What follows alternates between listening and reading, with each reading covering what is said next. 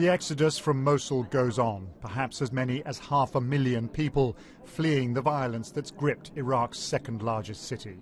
Roads clogged as families flee into nearby Kurdish areas. In Mosul itself, the smouldering aftermath of a battle that didn't take long. The militants attacked just 5 days ago.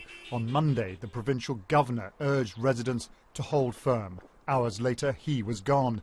Iraq's outgunned security forces weren't far behind. Militants now control government offices and banks too. In January, another major city, Fallujah, fell to the same hardline group, the Islamic State in Iraq and the Levant. The government has tried and failed to take it back. Tens of thousands of people have fled. ISIS now controls a broad swathe of territory across the Middle East. In Iraq's Anbar province, Fallujah is still in rebel hands, and there's been fighting in Ramadi too. In Syria, the group is involved in fighting in Aleppo and has a regional base in Raqqa.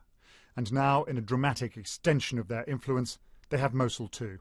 This group of people now, there's tens of thousands of these guys, and they now have a territory. They control territory, they control border crossing points, they control oil resources, mineral resources, trade, income. They have a base in the middle of the Middle East. The government in Baghdad has declared a state of emergency but is struggling to confront the militants. For a while it seemed ISIS fighters were in control of the town of Baiji, whose major oil refinery supplies much of the country. These unverified pictures appear to show fighting before the militants reportedly left.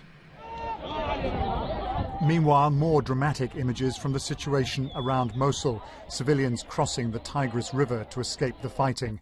Iraq is now in the grip of a crisis as bad as anything since the Americans left in 2011. Paul Adams, BBC News.